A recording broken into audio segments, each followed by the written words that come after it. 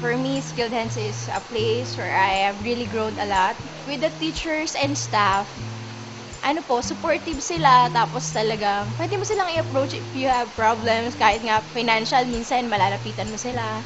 After graduating from Skilled Hands, I really learned how to bring myself up and the confidence that before I never had.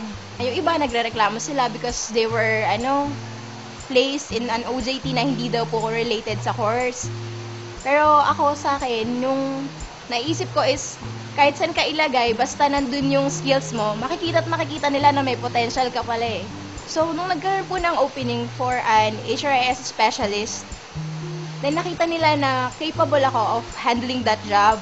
Kahit na nagpe-payroll ako, kahit na ginagawa namin yung allowances for OJTs.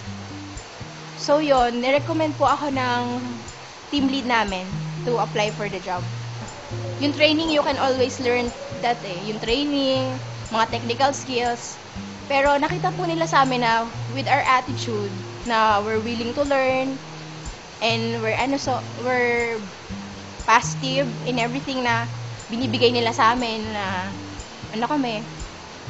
we follow them. Kasi mas importante po sa kanila talaga yung attitude, I think. Kasi lagi nilang sinasabi na yung training and skills, natututunan daw po yan eh, natututunan.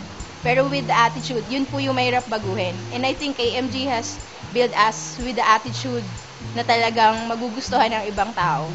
Sasabi kong malaki yung naitutulong niya kasi kagaya nung nakaraang taon, dalawa yung anak ko na nasa school, isang high school, saka isang college. So siya yung talagang sumusuporta doon sa dalawa na yun. Talagang pinapag-aral niya yun. Masasabi ko kasi na napaka-blessed ko na nanay kasi nagkaroon ako ng isang anak na katulad niya na maunawain, mapagmahal, masikap. At alam ko na ang nasa puso niya yung kami lang na pamilya niya, nanay niya, tatay niya, at mga kapatid niya. Kukunin ko na yung pagkakataon na magpasalamat dun sa lahat ng naging mentor niya dun sa school. Thank you po. God bless you po. Wala po akong maigaganti siguro sa inyo kung hindi yung prayer na palagi ko naman ipinananalangin na patuloy kayong i-bless, patuloy na maging healthy, patuloy na pagpalain ang school na yon. I didn't expect too much, but then I received a lot of things because of Skilled Hands.